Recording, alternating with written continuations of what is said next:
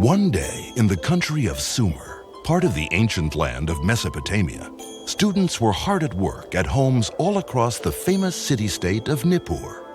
Their teacher had asked them to write a journal about their lives and their country. Nisaba, one of those students, chose to tell how writing developed in her homeland. My grandfather says that in the old days, nobody knew how to write. Writing started when my ancestors needed a way to keep records on what had happened from year to year, like how much grain each farmer had grown, and how much different people got as their shares, and how many sheep and cattle they had, how many animals died and how many were born, and how much of everything was given to the gods. We started out by drawing little pictures that represented words. Like this picture, it represented a star.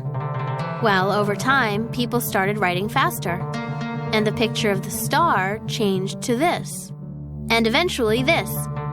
Now, our writing looks more like symbols than pictures. We combine the symbols to make words and names. See, here's how you write Udu's name. Udu is my pet sheep, by the way. Our style of writing is called cuneiform. That means wedge-shaped. All the symbols are made up of little wedge marks. That's because we use a tool called a stylus to write. We cut them from reeds that grow along the river. We'll never run out of those. We write on clay tablets. There's plenty of clay around, too. All we have to do is pat some clay into a pancake, then cut a stylus, press the end of the stylus into the wet clay, and start writing. When we're finished, we put the tablet in the sun to dry and harden. Then the tablets last forever. Well, almost. Writing helped make our civilization powerful. Because we could keep records, we could make plans for the future. That's what my dad does. He works for the king. His job is to tell the farmers which fields to plant and which crops to grow and how much. So we're always sure that we'll have enough food for all of our people. And enough for the gods, too. Like my mom always says, I'm a very lucky young woman. That's because I'm learning how to write. I go to tablet school, which is called an aduba, to train to be a scribe. It takes 12 years to learn. Not many kids get to learn how to write, especially girls. Mostly there are boys in my class. We learn our cuneiform characters by writing down proverbs and riddles that the teacher gives us. Scribes, we call them dubsar, keep records of just about everything important that happens in Sumer. Like how much tax everyone paid, when the traders leave and what they take with them, what the gods tell us to do, and on what day and what offerings we make to them. We've also written down our laws. I was surprised to learn we're the first civilization ever to do that. When they're written down, laws can stay the same for longer, and they take on a life of their own in a way. Some scribes work with the priests in the temples. The priests watch the moon and stars every night, and the scribes write down everything they observe. The priests are looking for signs that will help them figure out what the gods have in mind. And also for hints that a flood might be coming, so we can make sure our levees are strong enough to hold back the water. Our priests have gotten very good at figuring out how much time has gone by. So scribes also write down when things happen. That way the priests can look for patterns in the past and try to predict the future. Our civilization couldn't function without scribes. There are too many details for anyone to remember them all. But as long as we can write them down, we don't have to worry about forgetting. Some other things we don't want to forget are our stories and legends. We're the first civilization ever to write our stories down instead of just retelling them to each other.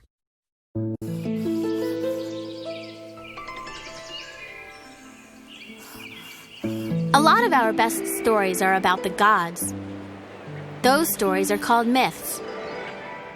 Here in my city-state of Nippur, the patron god is called Enlil. He's the most important god in Sumer. Each city-state has a special god that protects it. Even though we believe the gods made us humans so we could take care of them, there's a story that tells about the time when the gods had second thoughts about having created human beings. They decided to send a huge flood to wash everybody away. But one of the gods didn't agree. He told a man named Sudra put his family and all the animals he could find into a boat. It rained and stormed for 7 days. But Sudra was safe in his boat. And that's how humans and animals survived the Great Flood. There's another really famous story. It's one of my favorites. It's a very long story called an epic. It's about a king named Gilgamesh. He's a hero who has a lot of adventures, along with his best friend whose name is Enkidu. Enkidu is a wild man who runs with the animals. But then he meets Gilgamesh, and they really hit it off. One day they were looking for adventure, so they decided to travel west to the mountains, high up into the cedar forest, to bring cedar wood back to the city.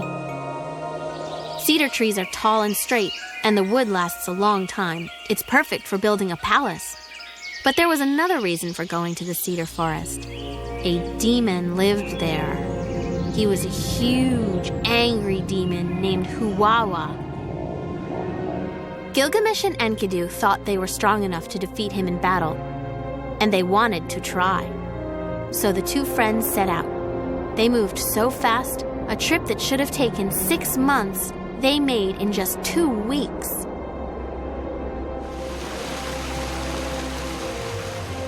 Leaving the river valley, they climbed higher and higher. The air became crisp and cool, and they could hear the sounds of rushing streams and the wind blowing in the trees. Soon they reached the place where the cedar trees grew tallest and straightest.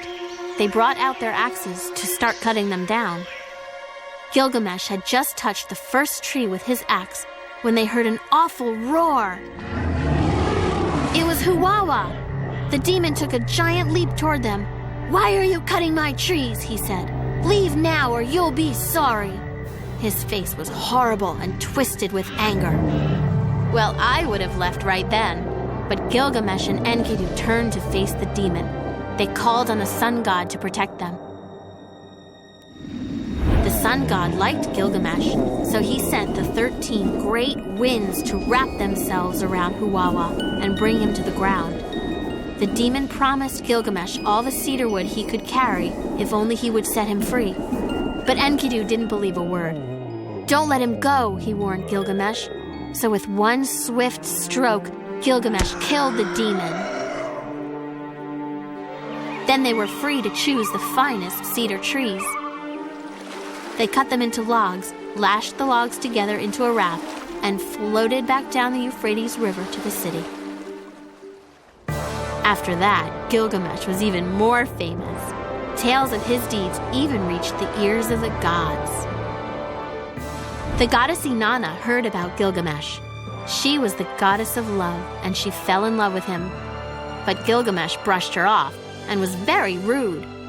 Well, Inanna was also the goddess of war, and now she was furious. She sent the giant bull of heaven to trample the city. As the bull charged toward them, Enkidu caught it by the horns, and Gilgamesh struck the beast with his sword and killed it. The grateful people threw a huge feast to celebrate, but the gods were not pleased. Soon afterward, Enkidu became very sick and died. Gilgamesh was really upset. He started to search for ways to become immortal so he'd never have to die himself. He decided to find Sudra, the only man to survive the Great Flood. Surely he knew the secret of eternal life. Gilgamesh wandered into the wild lands and eventually came to a door leading into a mountain. It was the entrance to the land of the gods, guarded by fearsome scorpion men, who allowed him to enter the dark tunnel where no human had ever set foot. At the end of the tunnel, he found the dazzling Garden of the Gods, where the bushes were hung with jewels. There he found a woman who asked Gilgamesh why he looked so sad. "I want to be immortal," Gilgamesh said. "Just enjoy your life," the woman replied. "Eat, drink, dance, love. That's what life is for." But Gilgamesh wasn't convinced. So the woman told him how to cross the ocean and find Ziusudra.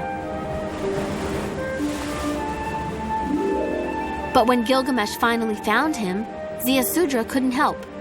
"Immortality is a gift of the gods," he said. "It is their secret and theirs alone." So Gilgamesh came home empty-handed, but wiser.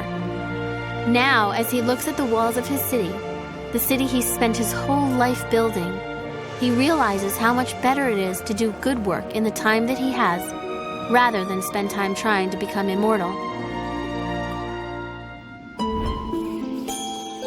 So that is part of the Epic of Gilgamesh. His story and my journal are alike in a way. When our stories and thoughts are written down, other people can read and understand them. And that's why I think it's so great that we've learned to write, because now our stories and ideas can be remembered forever.